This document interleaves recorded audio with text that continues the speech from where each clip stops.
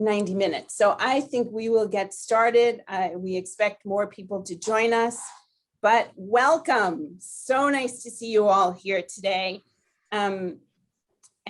Welcome to the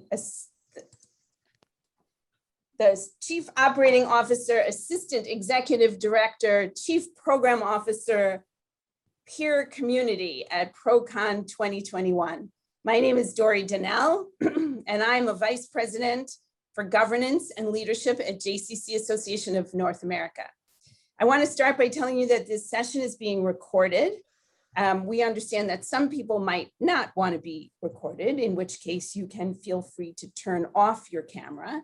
However, we really do encourage everyone who is comfortable to please stay visible. So even though we're not physically together, we can at least feel as if we're together. If this is not the session you intended to join, you need to sort of fly yourself back to Spot Me and select a different session. Joining me today from JCC Association, we're thrilled to have Sam Cohen with us. Sam is the Vice President for JCC Association for Program and Talent. Our names appear as hosts at the top of your participant list. You can chat with either of us to address any needs or questions you may have. We aspire for every person to feel that they belong at ProCon 21 and are working to build an inclusive space in which all people feel welcome, respected, safe, and fully included. To that end, we encourage you to consider the following suggestions as we begin our time together. We invite you to rename yourself in Zoom with your name, your agency, and if you're comfortable, adding preferred personal pronouns.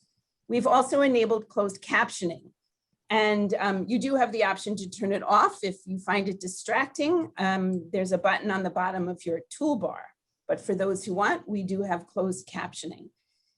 Please reach out to Sam or me in the chat if there's anything we can do to enhance your learning experience. We are thrilled to offer this conference at no cost to our JCCs, which was made possible because of our very generous ProCon 2021 sponsors. Each sponsor believes in the JCC movement, the JCC moment, which we just had, and movement, and the incredible work our JCCs accomplish each and every day. We hope you'll join us in showing your appreciation for their support by visiting their virtual booths in our virtual vendor hall a little later on today.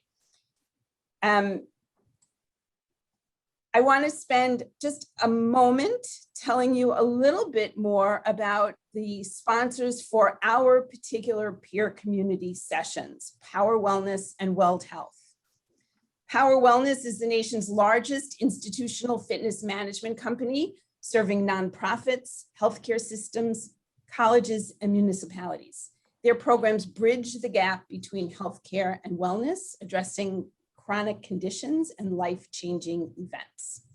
Weld Health is an electronic wellness record built specifically for the needs of community-based organizations, empowering you to offer wellness programs. Weld has all the workflows to run person-centered plans, program protocols, membership conversion, and health outcomes reporting. We're excited to be joined today by Cassandra Stish, the Chief Customer Officer for Weld Health, who will be sharing some of their innovative approaches to wellness in our session today. And now to get to our session today. Today, we will explore how we find the inspiration to develop new ideas and novel approaches as we reemerge and rebuild post-pandemic. We will look at several areas in which our colleagues are innovating, and then, if time allows, we'll share strategies in small groups toward the end of our sessions. In addition to Cassandra, we're joined today by Mark Sokoll, President and CEO of the JCCs of Greater Boston, and Jason Kunzman, Chief Program Officer at the JCC of Greater Pittsburgh. Their detailed bios appear on Spot Me, but I will share my excitement with you about spending some time today with some of the top innovators in our JCC field. I'm pleased to start this program off with my good friend and colleague, a teacher, a mentor, and a leader for our movement, Mark Sokoll. Mark is a lifelong Jewish community advocate, activist, and educator. He became president and CEO of JCC of Greater Boston in 2000, and I'm pleased to turn this over to Mark to kick things off. Mark, thank you. Thank you, Dory, for that introduction. I wish it was a little louder because my mother lives in the building next door to the JCC, and I'm not sure her hearing isn't great. So, but thank you for those very generous and kind words. It's an honor to be here with all of you, with old friends like Dory and Sam, and all of you this afternoon. Pretty impressive. Daron said last night, 3,011 people registered for this conference. That's actually quite mind-blowing. So since my time is limited to 2.5 hours, let me get right to the topic at hand. So when Dory posed the question to me, she said it as follows: how do we think about developing new programs and sources of revenue? How do we reemerge and rebuild our JCCs? So let me start with a disclaimer, which is I don't have the answer. That brings my session to a close, and it's been very nice talking with all of you. I do hope I can help you with the thinking part today, getting to some answers of your own, and offer you a potentially relevant case study from Boston. First, let me just deal with the obvious. On the thinking, and on the thinking, I want to focus for a while on the thinking about all this. There's a famous argument in Jewish tradition among the rabbis who say, what is more important, to study or to do? And they reach agreement that study is more important because it leads to action. So the thinking part is really very important, but with a keen perception of the obvious, let me also say, but only if it actually leads to doing something. The second observation is around this idea of new programs and sources of revenue. My feeling is that something new must be deeply rooted in something that is now, that is actually already happening. The thinking process that we are going through may be universal in nature, but the answers, the doing, are going to be very hyper-local based on your core competencies, your market, your leadership, your level of risk tolerance. And finally, around this idea of reemerging and particularly rebuilding. To me, rebuilding implies being knocked out, which I don't think is us. As the famous philosopher, you might be familiar with him, Rocky Balboa, once said right after screaming, yo, Adrian, he said, it's not how hard you can hit, but how you get up when you get hit really hard. Let me put that in our terms. Some JCCs of Greater Boston math. PPP1 plus PPP2 plus Q1, only Q1, 1/4 of the employee retention credit here in Boston equals $4.57 million. I believe the existential threat to us is not what happened during the acute phase of the COVID-19 pandemic. It's how we figure out how to use this opportunity and money to figure out what needs to change and what does not. Really less about rebuilding than strategically reinvesting. So today, again, a little help. That was the obvious. Now, a little help with the thinking from a couple of friends of mine, and then a quick case study here in Boston. I think you know two of my friends. The third will be new to you. My first friend is Admiral James Stockdale. You all know him well. Former POW during the Vietnam War, one-time vice presidential candidate, along with presidential candidate Ross Perot. Here's the deal. He asked us all paradoxically, can we maintain our optimism, our faith that things are going to be okay while also being brutally honest about our current reality? So in thinking, I went back and remembered a JCC board member of mine, a leader who embodied being tough-minded and warm-hearted. Once invited me to his office at Polaroid here in Waltham, Massachusetts, their world headquarters, where he was chairman of the board. And he said to me, Mark, we need you to be clear about our options. We need your read of the situation, and we need to know what you recommend. in guiding us as we make this very difficult, gut-wrenching decision. Then he said to me, and with that, I felt, yeah, cool. And then he said, if you can't do it, we need to get someone who can.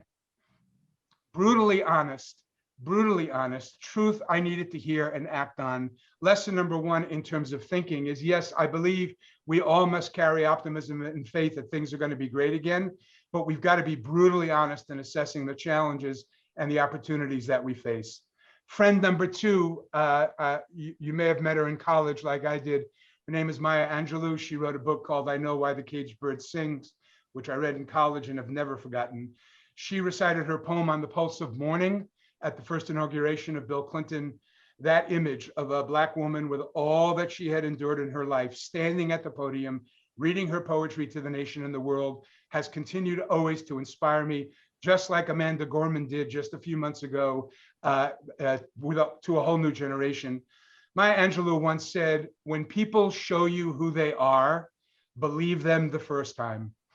Lesson number two, the clearest lesson revealed to me again during this crisis, as it has been over my career, is this: you think you know your team, your staff, your people, you love them, you need them, you hired them, they lift you up, they inspire you, and sometimes they annoy you. But when they really show you who they are, believe them the first time. During the past 13 months, I have witnessed staff display some of the most amazing creativity, willingness to innovate and take risks and leave their comfort zones that I have ever seen in my almost 22 years as a CEO.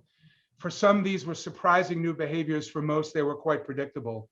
Now that we have been shown vividly who they are, we have to believe them and make changes accordingly. And as we think about it and plan our way to recovery, to rebuilding and renewing our organizations. And this is really hard. It's really hard and really necessary. Lesson number three, from a friend who, again, lesson number three in how to think about what it is that we need to do, from my teacher, my coach, my mentor, probably someone you don't know, Professor Ben Shapiro from the Harvard Business School, who during the last crisis, which we called the recession back in 2008 and 2009, took the leadership of our JCC to the Harvard Business School for a 2-day seminar and case studies. And he asked our JCC leadership two simple, but I would say course-altering questions for this JCC. He did that after convincing us that the world might just go on without us if we don't get it right, that we are not indispensable, just like TWA, Eastern, Pepsodent, and a whole list of other companies that didn't survive crises and difficult challenges. His two questions to us, my two questions to you, that I think you need to answer honestly. Number one, what business are you in? And number two, who will miss you most if you go away? I'll talk a little bit more about that in a moment. Just as a frame of reference, Roger Berkowitz, who some of you know, the former owner of Legal Seafoods, a friend of mine, a guy who actually joined the temple where I was a part-time rabbi many years ago, became a good friend. We were having lunch one day and he said to me, wow, Professor Shapiro, he asked me the same questions. And I said to him, Roger, what did you answer? What business are you in? And Roger said, I'm to Ben Shapiro at the Harvard Business School. He said, I'm in the restaurant business. And he almost got thrown out of the room. Professor Shapiro said to him, everybody's in the restaurant business. What makes you so special? Go find the answer. So Roger researched and asked and found an answer from his folks that the thing that made them special was the quality of their fish, the best fish. So Roger realized that he is in the quality fish business and that restaurants are just a strategy. By the way, he just sold the restaurant part of his business, kept the brand, kept the online distribution of his products, online and supermarket distribution. So I offer you those stories and those three lessons in ways that I think we need to think about the time in front of us. One, cautious optimism and faith in heading towards the light, brutal honesty in assessment and decision-making. Number two, when they show you who they are, Believe them the first time in making changes that you know you need to make. And finally, answer for yourselves these two questions. What business are you in, and who will miss you most if you go away? Because if you do, you will know who your primary market and most important market is, and your biggest opportunity for investment in the future. Let me talk to you a little bit about a JCC of Greater Boston case study that will shed some light, and then we can move on to Q&A in the next parts of the program. JCC Greater Boston case study about COVID-19 is not yet done because we're still in it and we haven't figured it out. We've started to work on our COVID keepers, the things that we've learned that we want to retain and maintain, but we're still in it. We're trying to figure it out. But I can give you this insight from our response to the crisis of 2008 and 2009 and how we responded to Professor Shapiro's questions. Back in 2009, we had finalized the sale of the Stryer Jewish Community Center, which was a dramatically underperforming branch of our JCC. We sold it to the local Old Colony YMCA. It was the end of a very agonizing and very honest process. As the recession hit, we were asking ourselves the two questions that I asked you to ask yourselves today.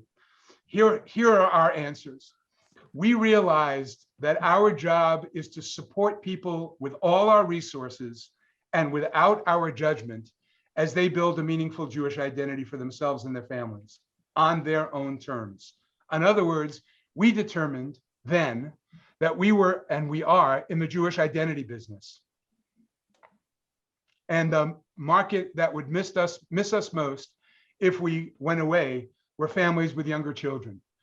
That was, and in some ways, and maybe in many ways, that remains our primary market.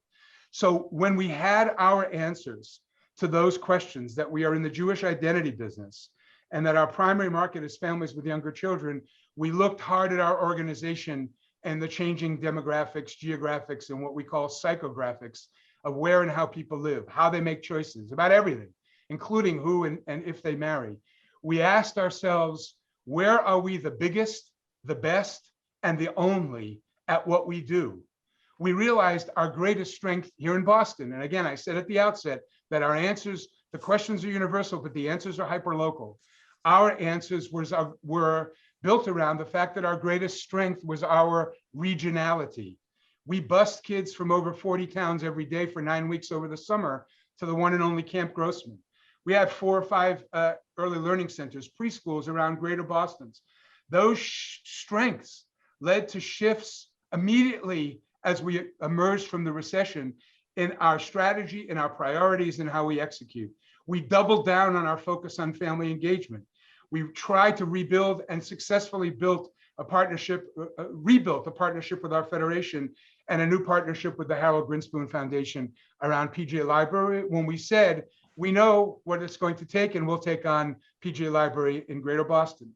So the end of the story, we started in 2009, right at the tail end of the recession, with 1.5 FTEs in our federal Family Engagement and Jewish Life Department, 75 subscriptions to the PJ Library program.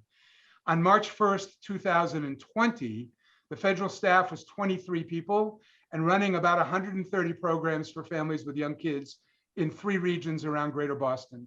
9,000 PJ Library subscriptions, together with our day camps and our preschools. Our data suggested that we were reaching two-thirds of every self-defined Jewish household in Greater Boston with kids 6 months to 8 years old. We believe, we are filling the pipeline for the future of the Jewish community, not just for the JCC, but for day camps, day schools, and so forth. And it dramatically impacted the way we do our business, our partnership with our federation, our role in the community, and our role in people's lives. So you're all COOs or chief program officers or assistant directors. So you're all asking yourselves the question, well, how do they monetize? How do they monetize it? We monetize it through a mix of inspired and inspiring philanthropy. The cause of family engagement even helped us make the case for a successful capital campaign. We monetized it through the security of partnerships, which has led to dramatic increases in other kinds of resources. And we're still working on the measurable data on crossover usage, which we really haven't fully figured out yet. The challenge for us now is how we leverage this past investment in success into the new realities ahead. And for that, I will reconvene with you at ProCon 2022 and give you the answers. So let me summarize, because I see I am just about out of time. And Sam Cohen is smiling, which means I think I'm on time. So let me just summarize. Number one, I believe for all of us that our answers to the question of how we reemerge and rebuild hinge on three things. How willing are we all going to be to act on what we've learned and make necessary change?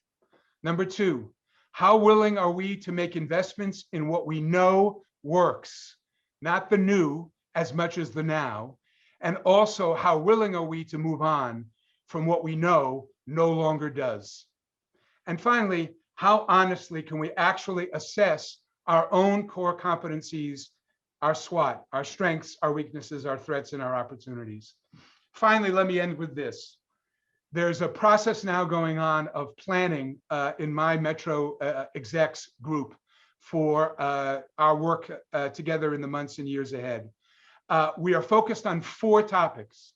And what I would offer you is that the Metro execs have broad, universal agreement on 3 of those topics. And on the 4th, we will have dramatically different answers.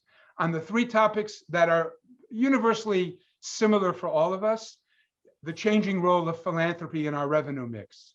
Number 2, the challenges to the vulnerability of our current revenue model rooted in health and fitness, or as I believe we're about to hear, how health and fitness and membership become health and wellness. And number 3, staff retention, burnout, and recruitment. And for all of the Metro execs, in survey that we recently did, we're all concerned and we all have similar experiences on all 3 of those: philanthropy, revenue and business model, and the health and vitality of our staff. But on one topic, we will all have very different answers, hyper-local answers. And that is, what are the big ideas that we will embrace as a JCC as we emerge from this crisis? We're only going to get there individually if we do the honest assessment that I talked about, to have the readiness to make change and see things for actually what they are. And if we answer those 2 questions of knowing what business we are really in and who will miss us most if we go away. Thank you.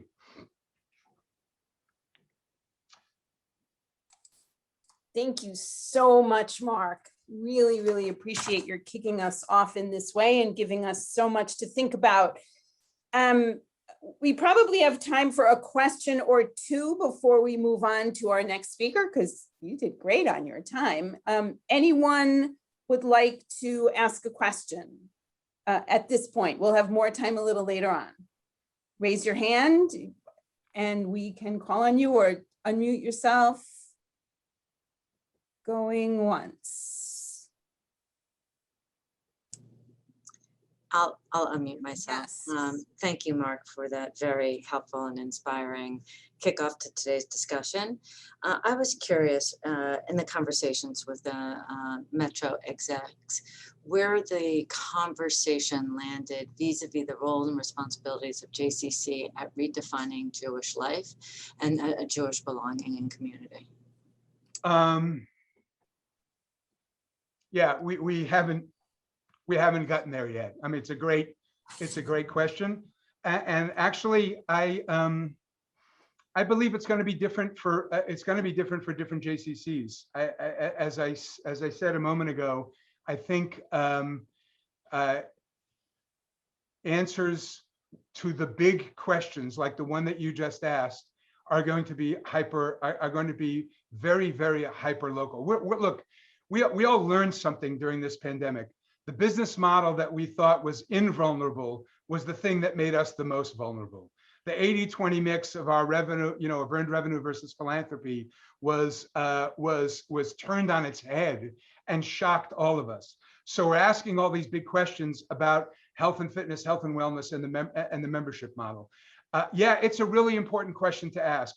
But God forbid it's the only question that we ask. I'm thrilled that maybe the one question we have is a question about the Jewish in JCC, because we have to look at this is my opinion. We have to look at revenue in the most expansive way possible. And I know it's a challenge to do because we know what memberships cost, and we know what it brings in, and we know what our nets are, and our gross revenues.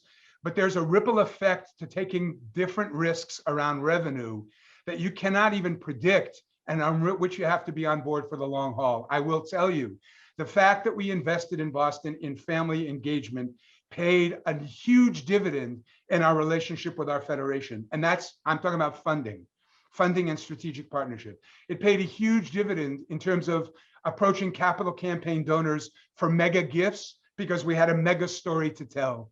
So my message to you is a strong encouragement. I am really looking forward to what Cassandra has to say, and Jason, because we need to get into the weeds, and we need to look at our business lines and re-examine them. But please retain as broad an understanding of revenue and business as you can, because lest you will define yourself or confine yourself into limited answers around which you're not thinking broadly and creatively enough. Thank you, Mark.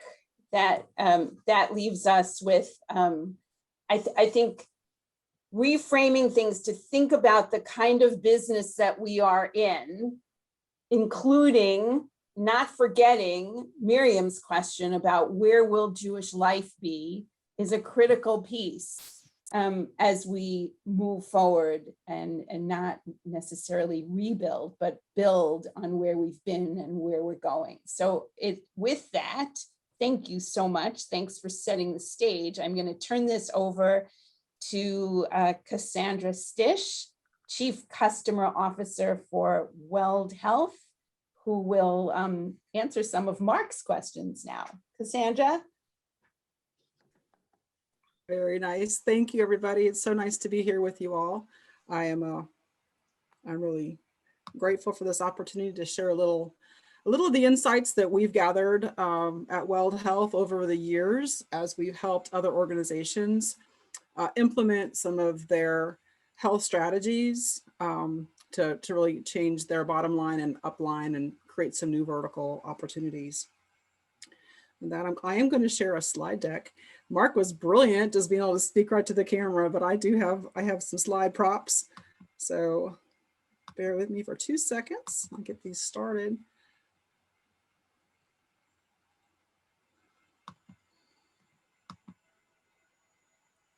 Okay, so like you heard a little snippet. We're going to talk a little bit today about the journey from fitness to wellness, to redefining your the value of your memberships, underpinned by this concept of health and wellness. And what does that really mean? Some of these things you may have heard before, but I want one shift in thinking that I think is really important as we come out of the pandemic, is that a fitness membership might be viewed as discretionary, where a health and wellness focused membership might be deemed less as such. And that's just sort of like an underpinning of this whole conversation. So why wellness? Now, pre-pandemic, these were the typical the typical lay of the land. You had 20% of your people who are already active or engaged with your community centers, your gyms in your community. 20% are always going to be uninterested. And you've got 60% who are willing to become active, but they haven't yet. These 5 fears of joining a gym or engaging in a wellness program are the typical ones that existed before the pandemic: feeling stupid, feeling isolated, looking like a klutz, all of these things that kind of kept people out of our facilities. And there was a lot of different conversations out there in the world about how to mitigate them, how to make people feel more included, more safe, more willing to embrace a membership at a fitness facility. Then came the pandemic, and now we have a whole new level of obstacles that might be keeping people from coming back. So they're worried about returning to public spaces. They've already invested in home exercise. they're rethinking their discretionary spending, and they might feel hassled or uncertain about the wellness, the protocols that are in place to mitigate COVID-19. All of these things might be keeping people from physically returning to our facilities. So why wellness? How does this help get members back into number two? How do we continue to reach that 60%, which is likely to have expanded to a greater percentage now that they have invested in home equipment and maybe they're scared to come back? While a gym membership, like I said, feels discretionary, a health and wellness membership is essential. Offering hybrid models helps minimize the need for masks and distancing, and then using home and app-based solutions can be, to your advantage if you can figure out a way to frame them from a health and wellness perspective. The wellness focus drives membership and value in your community. So from this perspective, I'd like to just share a little bit about something from Beth McGurty, who's she's from the Global Wellness Institute. And she says that since the coronavirus outbreak, people are increasingly shifting the focus from me to we, and looking at ways to tackle their anxiety with acts of kindness and compassion. And as a result, the wellness industry is now looking beyond how the individual feels and toward how they exist in society, which is a lot of what you were just talking about. And JCCs are uniquely positioned because you guys are so community focused. You build community inside the community. You are uniquely positioned to address community focused, community needs, community population of health and wellness. And you guys are the best ones to identify what's needed in your communities because you're hands-on. So some examples of this are a more than fitness approach where high touch operations, high touch operations can drive sales, a sales experience. A high touch short-term membership can drive more sales. These outcomes can drive more referrals, and these opportunities then in turn broaden your market reach. Members who engage through a short-term wellness-focused membership, on average, keep their membership for a year or so longer. And this is actually proven through our a 12 location fitness group here on the East Coast that started a physician referred exercise program and has dozens of years of data to prove these exact things. So this is also not just throttled down to the people who are deconditioned or ill. A wellness focus is really great for any population that you might want to address in your community.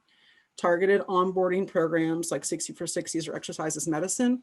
These are, like I said, these are those high touch, short-term, temporary membership programs that are outcomes driven that help someone get reconditioned or oriented to a fitness facility and then kind of moved into a full-time membership, maybe a little more autonomous. And then you have population health programs like weight loss, pre-diabetes, pre or post-op, those types of things that are focused a little bit more specialized, if you will. Those are population health programs, which are extremely important because this is where your community becomes part of the healthcare ecosystem. And if you're going to start to rethink the way maybe your gym and swim business, right, can take a step into the health and wellness space and reframe it, that's really critically important. And then, of course, these corporate partnerships. Who are the employers in your community that might like to send their employees to your facility for targeted wellness planning to these groups? Some of the ways we can also address our post-COVID wellness membership dilemma, if you will, is the virtual and in-person hybrid. Ease fears incrementally. Stay in touch with members through all the various means. I know you guys are. You're sending out those emails. You're staying in touch through social media. You've created opportunities to engage virtually, staying relevant by offering what they need. I know that everybody has tried to figure out how to pivot, be useful during the 2020 pandemic in that immediacy. Now in the post-pandemic world, as we start to emerge and the deck has been shuffled, what's needed next? Meeting them where they are. That means you may need to have a hybrid approach where you're going to continue to offer some virtual solutions in addition to some some in-person solutions, and then reassuring them the facility is safe.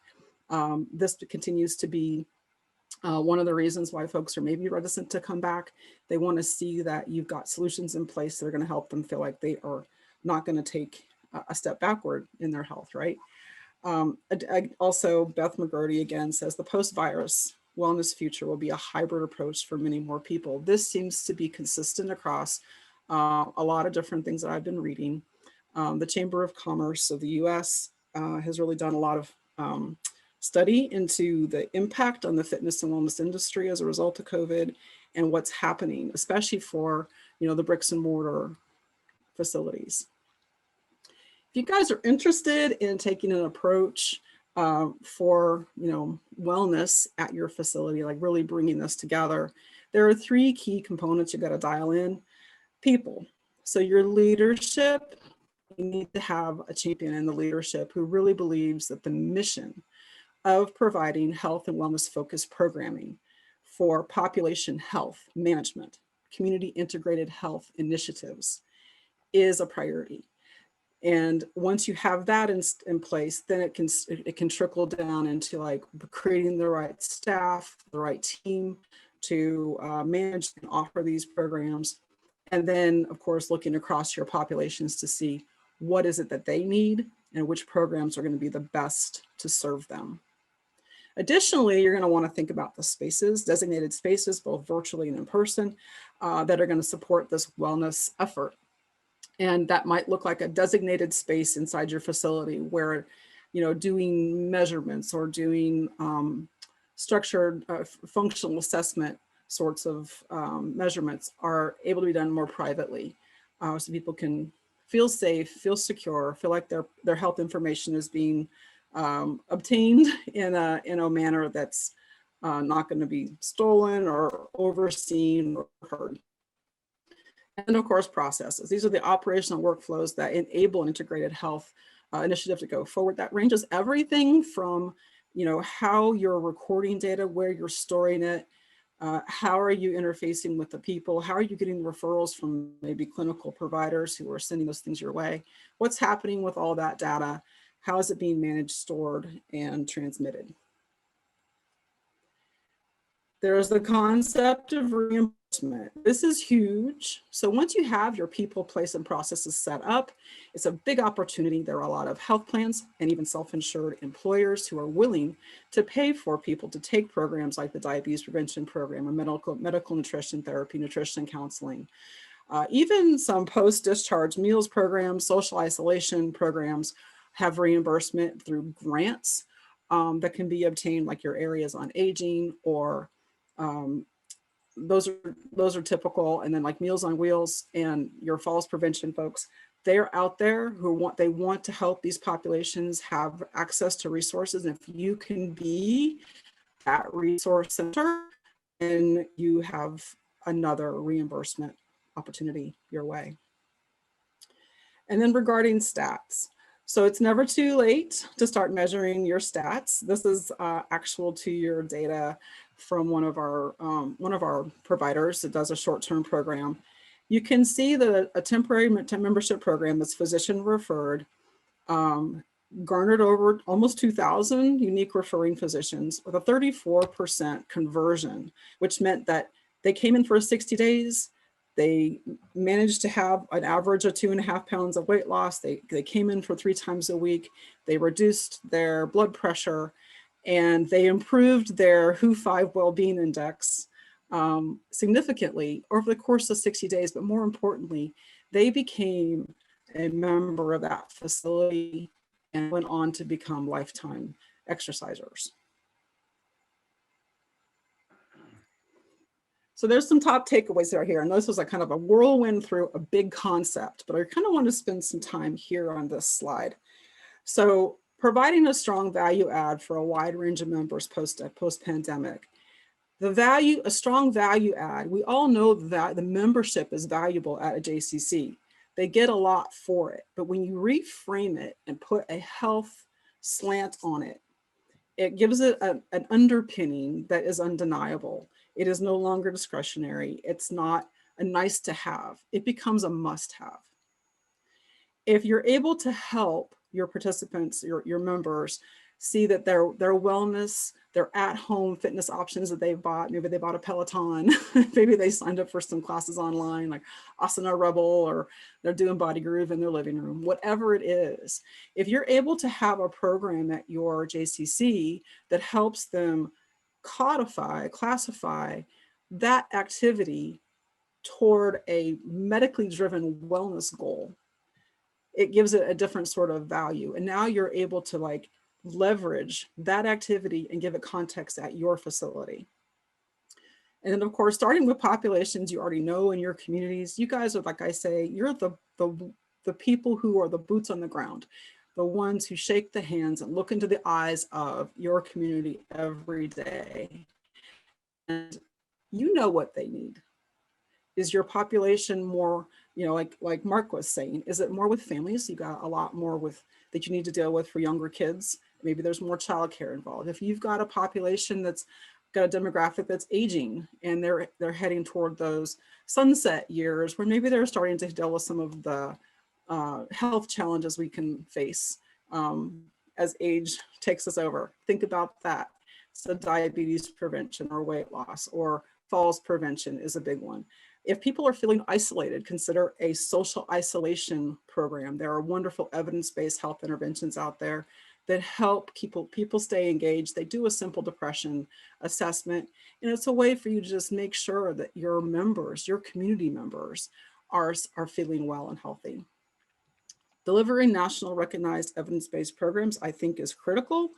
There are a lot of them out there, and they address a wide of population issues.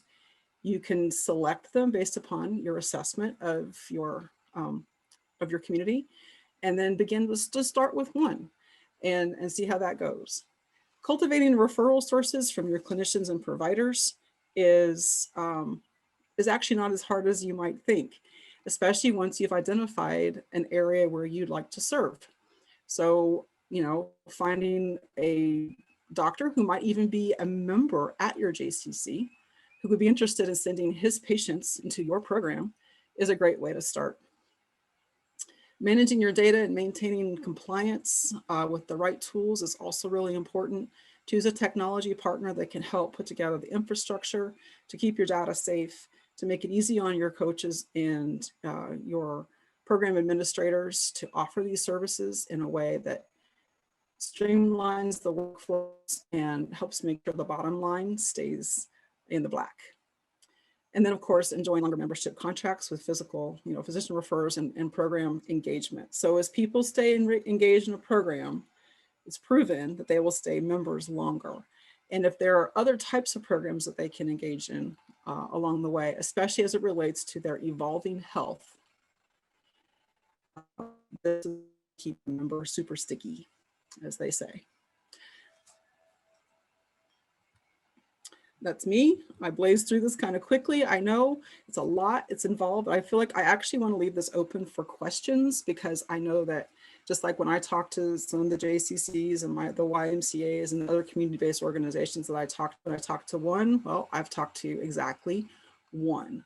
You guys are gonna find ways to operationalize this very uniquely for each JCC in each community, and every single one of you will have a completely different conversation, which is what I look forward to hopefully hearing from you on.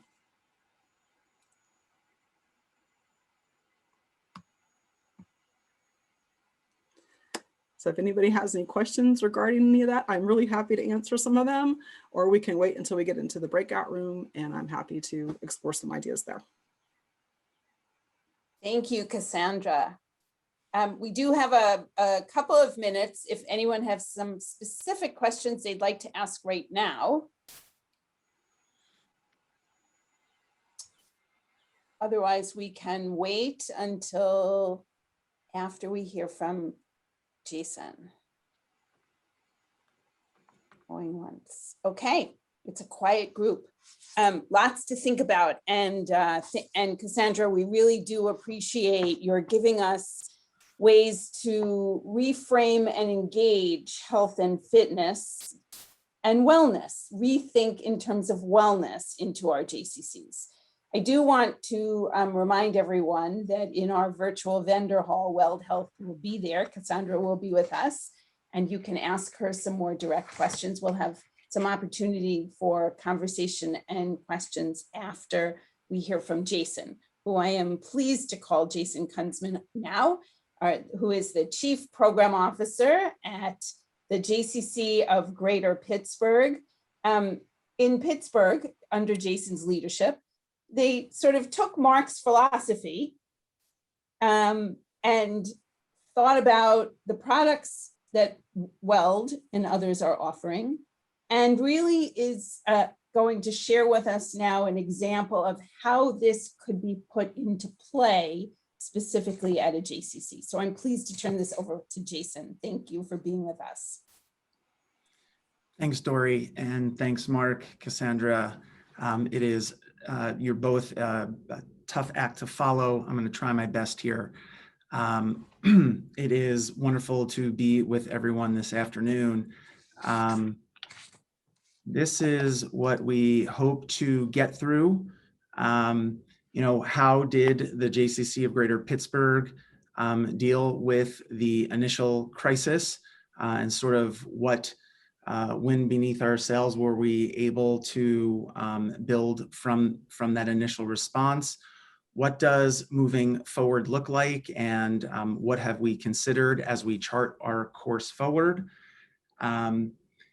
Is there a way to develop a vision for greater impact under the most challenging of circumstances? And then just a quick wrap up with lessons learned. I'm going to share with you very quickly the JCC of Greater Pittsburgh story. Every single one of our JCCs has a story just like this. I just wanted to add some color to our local experience. As Mark said, looking locally is really where the results will be derived. So prior to our mandated closure, we had really reached the pinnacle of our 125-year history. We were crushing it with members. We were the most highly visited Jewish organization within our community. We were able to afford a large amount of financial assistance. We had just paid off, literally made our last long-term debt payment at the beginning of March of 2020. We actually celebrated with champagne with our budget and finance committee just after that last payment. We were able to celebrate 18 consecutive years of a positive operating return, and we were reinvesting those positive operating returns in terms of capital improvements across our 4 facilities. Whoops. And then March 15th happened, and the whole world turned upside down and literally came crashing down overnight. Again, not unlike any other JCC, but this is sort of what that quick transition looked like for us in Pittsburgh. And our immediate focus turned into maintaining and enhancing our organizational relevance. It was like the only thing that we felt that we had any control over. And when you're in the middle of a traumatic experience, it's really about grasping control of what you can. Many JCCs also went through a scenario planning process that we worked with colleagues from JFNA on, and along with our board, our agency landed on the following core bet, and simply stated it was really to double down on our commitment to meet community needs. And those needs throughout the pandemic have been very fluid and evolving over the course of time. In order to enact that core bet, these are the areas that we dove into over the ensuing months following our reopening, which happened here in Pittsburgh on June 1st, 2020. We dove pretty deeply on the healthcare side of things, working with the local blood bank, working with a number of healthcare providers to serve as a facility, as a site for COVID testing and vaccines. We doubled down on our work with older adults. We met the challenges that the pandemic had only accentuated in terms of racism and privilege and ongoing civic challenges. The teens, I know in all of our communities, we're very concerned about the impact of the pandemic on that particular demographic, not to mention families with young children. Mark spoke about how they doubled down in family engagement back after the Great Recession. We did the same thing. Fitness looks totally different now than it did on March 14th. And one sort of unique area to Pittsburgh in response to the October 27, 2018 synagogue shooting, the JCC was asked by the community to house a resiliency center, which is a very typical response after a mass casualty event similar to what we experienced here. But as a result of housing that entity, we have access to and have afforded the broader community to a suite of trauma-informed services. And here are the results. I think what Mark was saying, part of what he was saying, and certainly what Cassandra and Weld Health are able to bring home, is the importance around data. So very early on, we committed to keeping track and then supporting our efforts with data. These are pretty up to date. We have our next vaccination clinic tomorrow in our South Hill suburban branch, so that 75-80 number of vaccinations will go up as recently as tomorrow. We are, I think, one of a few JCCs that continue to be in the business of supporting virtual learning. Unfortunately, Pittsburgh public schools have not quite figured out how to get kids back to school. My son is actually going back for the first time next Monday. So he's been out of school for 14 months now, but we as the JCC, again, both in our Squirrel Hill and South Hills branches, have been able to help nearly 160 individual children who attend or have attended virtually at some point 27 different schools within our geographic market. Our work in terms of our Center for Loving Kindness and Civic Engagement, you see highlighted here in the orange box, where we have hosted an anti-racism series, and we've deployed north of 60 volunteers that we refer to as upstanders to support the COVID vaccination needs of vulnerable populations. And I think that really touches upon something, Cassandra, that you mentioned, how well positioned the JCCs are to get people involved in a multitude of health and wellness types of activities. Mark, you hit the nail on the head in terms of your first question, sort of what is the business that you're in? And where we landed was that the JCC, now in our 126 years, we have always been in the business of improving the health and wellness of individuals and community. Period, end of report. It has obviously taken a multitude of forms, the hows and whats, but at our core, it always has been, and I suspect it always will be, around improving the health and wellness of individuals and the community. And you see here photos that span our 126-year history, from when we were a settlement house meeting the needs of immigrants from Eastern Europe, to when our location moved eastward following the Jewish community into the Oakland area. This is the what we affectionately refer to as the Ikes. And that brought with it a sort of an explosion of different types of services that we offered. And then our beloved Emma Kaufman camp, a pre-COVID Shabbat gathering on a Friday evening.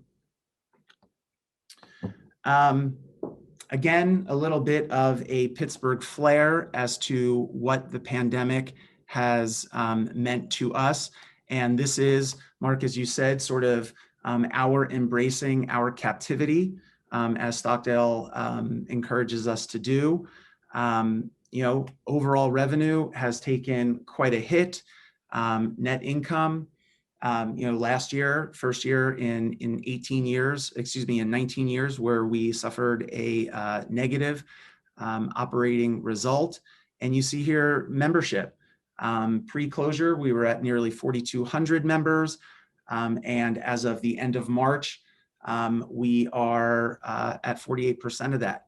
But I will add, as footnote number 5 here suggests, March 2021 was the first time in 12 months that we did not suffer a net monthly loss of paid membership units. We only went up by 8 versus February of 2021. But as a member of our Budget and Finance Committee said just last night, in order to get your 9th membership unit, you got to get your 8th. So we are cautiously optimistic that we've hit the bottom, and now, right, the challenges and the excitement, quite honestly, of that climb out really, really begins. Here in Pittsburgh, per JCCA benchmarking, we know that a large percentage of our membership have come to rely on the JCC for traditional fitness activities.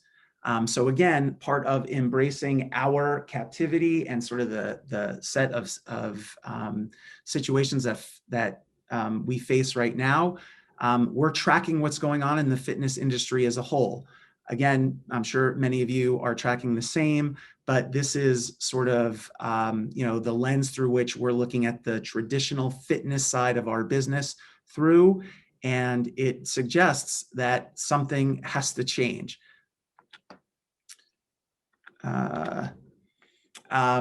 So we engaged in a SWOT analysis, and what we have identified as a core strength here is an already existing full complement of programs that are centered around physical health. Again, many of our colleagues across the continent have a similar sort of suite of programs around physical health. This is not all inclusive, but meant to be a representative sample. Some are evidence-based, some are evidence-informed, some are driven by market demand, and some I quite honestly just love, like pickleball. I don't care if anybody else does, but I do. So again, that we believe that a full complement of these types of programs positions us well as we begin to expand our view of what health and wellness is. We also have a ton of experience in partnerships. And again, a representative sample of organizations across the region with whom we have partnered, probably dating back to 2017-ish. And the 6 primary buckets that I was able to throw those partnerships into, from programming to health and wellness to transportation, civic engagement. Again, I think a key differentiator between what the JCC can do versus other big box fitness organizations. And I'll just share a quick story with you around that. I participated in a sort of an additional education opportunity through a private equity firm that specializes in health and wellness type offerings and investments. And it was a multi-week experience. And the vast majority, all of the folks that I was in the cohort with were from for-profit entities. And there was this one guy who really bashed me over the face during our first gathering around how JCCs and YMCAs, how unfair it is that we play in the fitness the fitness space and don't have to pay taxes like those that are for-profit entities. Again, I'm sure conversations that many of you have had in the past. And my simple response was that, you know, I hear you. Your perception is your reality, but has anybody on this call opened up their facilities, closed it down for fitness and opened up their facilities for blood drives? Is anybody doing COVID testing? You know, that sort of thing. Do you close your facilities to be a polling station, right? We had a kind of big election in the middle of the pandemic. How many of you did that? So again, I think we are very uniquely positioned to be able to turn the paradigm around fitness on its axis in a very aggressive and assertive way. Again, part of our SWOT included looking at the physical assets that we have at our disposal. Here in Pittsburgh, we're blessed. We have 3 actual buildings, year-round facilities. And we also have nearly 300 acres of what I call playgrounds. We have our overnight camp located in Morgantown, West Virginia, and our day camp / family park facility located about 10 miles to the east in Monroeville, Pennsylvania. So what does it all mean? We're not exactly sure, but what we do know is that we've got to take a step. And as MLK said, faith is taking that first step even when you don't see the entire staircase. Now's the time.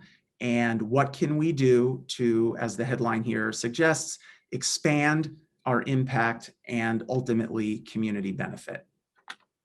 So this is our vision. It is very much in the state of still becoming, but we believe that in order to truly chip away and improve at the quality of life of individuals and community, this is what it's going to take, at least here in our local market. As is indicated by the color of some of these, the text here. Some we feel that we either have already well under our belts or can get there easily on our own. Those that are in green, we're pretty darn tootin' sure that we're going to need to partner with somebody. And those in orange, you know what? We have no idea what we're doing. We know it's an important thread in the overall quilt, and we will absolutely look to others to help us get there.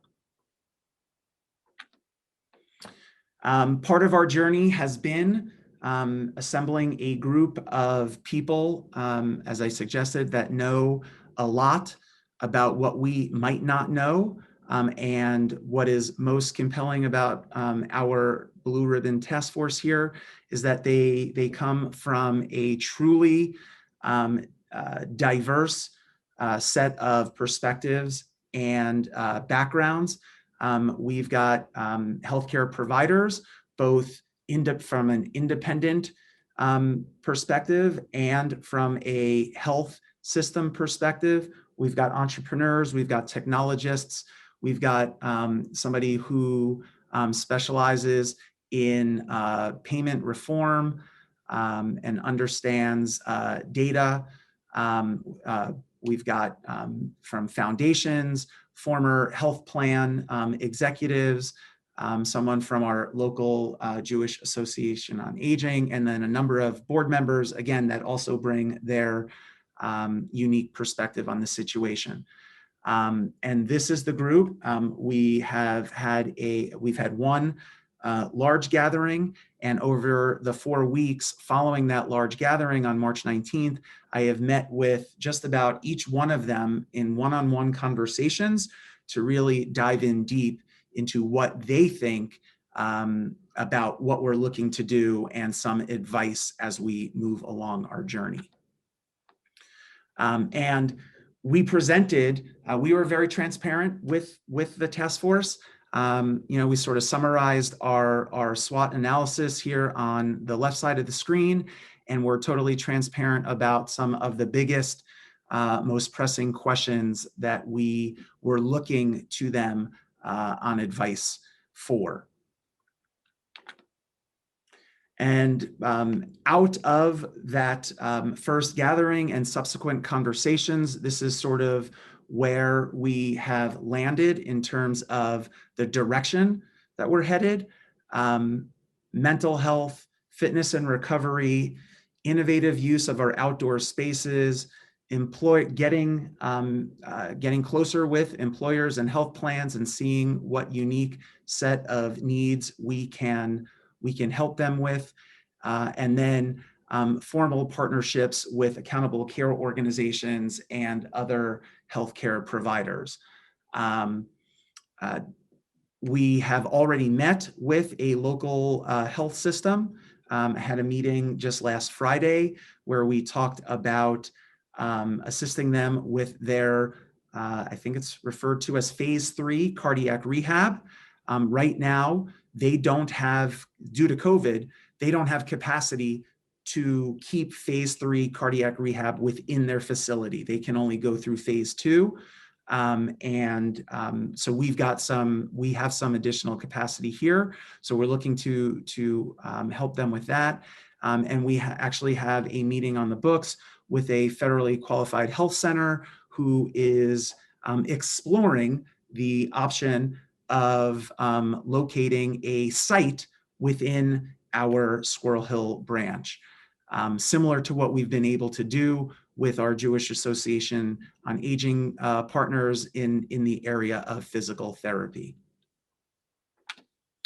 I'd say that the lessons learned to this point, it's kind of a lie when I say that it doesn't have to be a heavy lift. It actually is a really heavy lift, trying to be optimistic. But back to basics. Again, Mark, you said it eloquently. What are we all about? What's our why?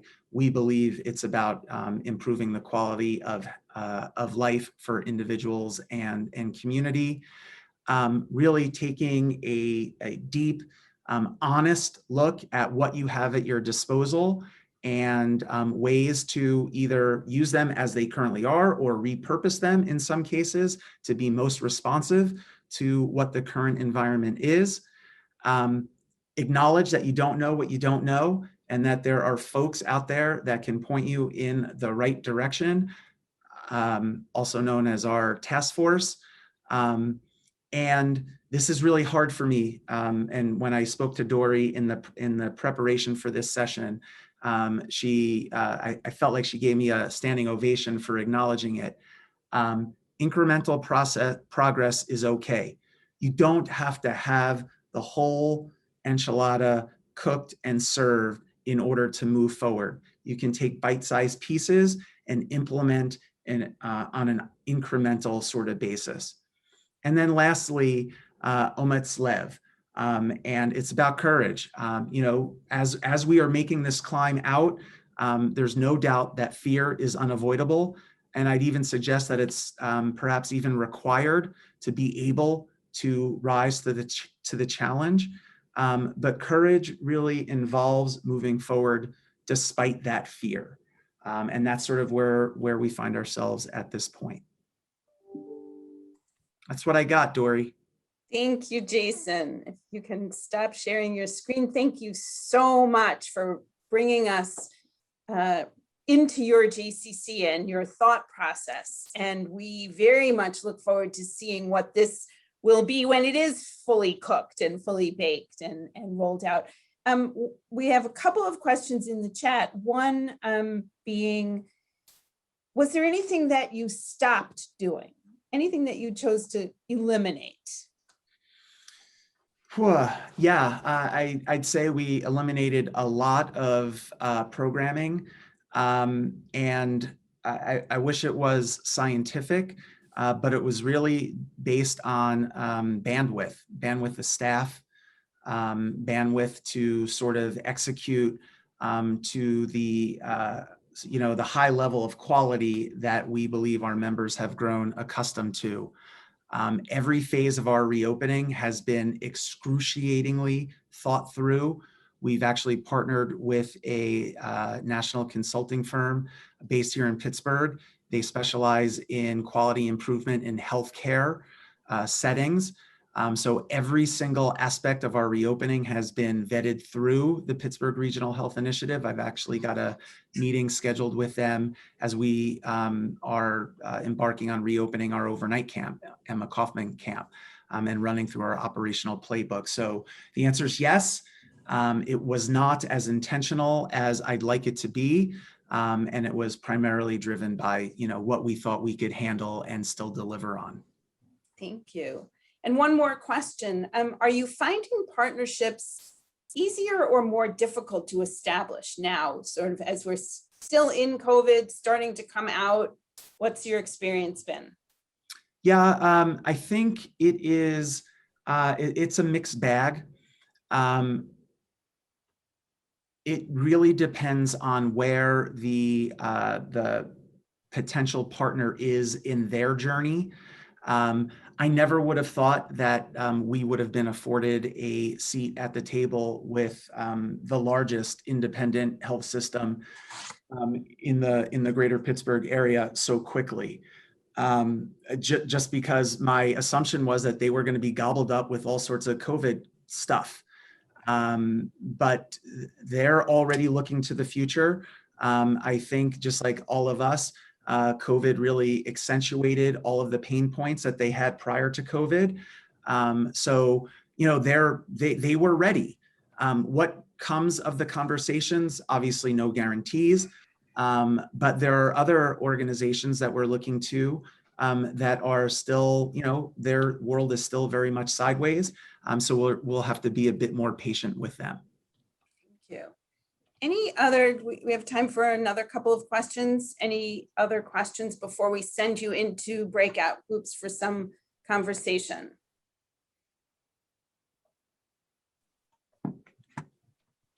Okay, not seeing any.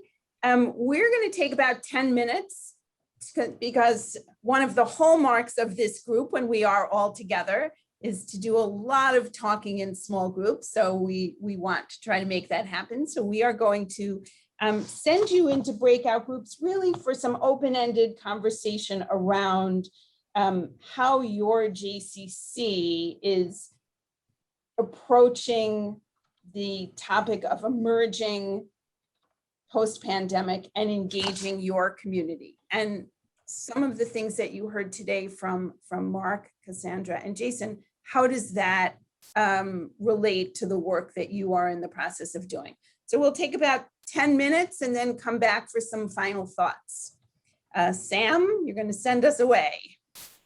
I hope that gave you a taste of being together and all of us being in some small groups and having some conversations with wonderful and cherished colleagues. Hopefully you made some new friends and new colleagues while we had that opportunity. I want to take this moment to really thank Mark, Cassandra, and Jason for giving us so much to think about.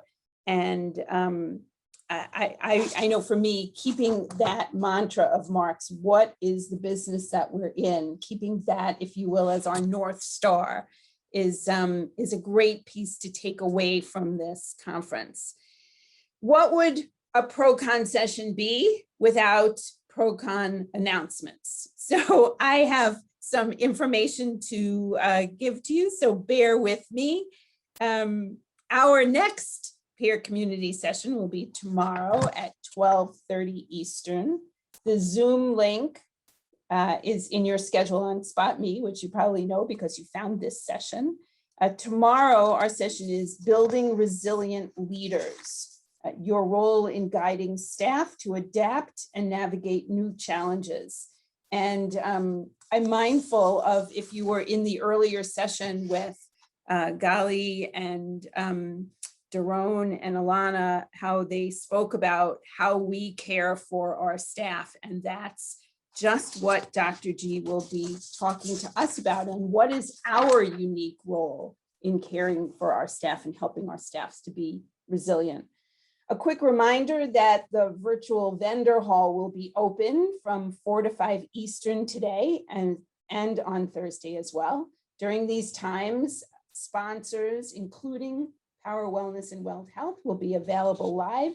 You'll see product demos, you'll have an opportunity to ask questions and find services that can best help your JCC. If you have a trusted advising session, please use the link that was sent to you and is in your personal schedule to meet with your advisee or your advisor. JCC Cares, a continental service opportunity, is taking place today from 5:15 to 6:15 Eastern.